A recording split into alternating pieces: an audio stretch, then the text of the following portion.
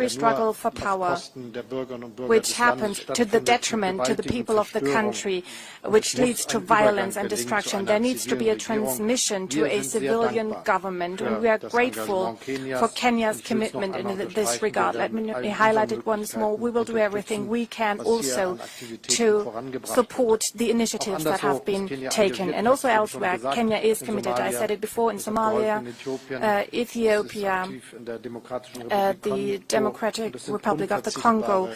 These are indispensable efforts of support that we greatly appreciate and that we're happy to support.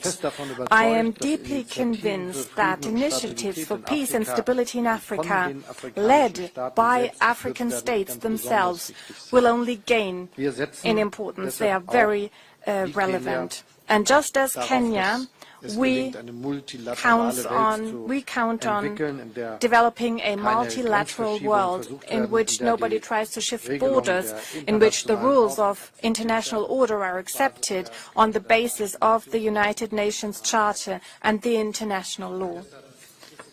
This is why it is very important for us and so significant that we raise our voices when international law is breached. And the Russian aggression against Ukraine is a breach of the international peace order and a threat to peace and freedom, not only in Europe but across the globe, because it means that borders might be shifted with the use of violence, but this would lead to a world that is more insecure. So we need to insist that things have to be done differently. We want to help strengthening our cooperation, move forward with global governance, and of course it is also important for us that African states are better represented and are given a stronger voice. Germany therefore supports the efforts for permanent African seats on the United Nations Security Council, and we also support a formal seat for the African Union within the G20. Thank you very much. Thank you for welcoming me with such warmth in Nairobi, and I'm very much looking forward to seeing you soon again.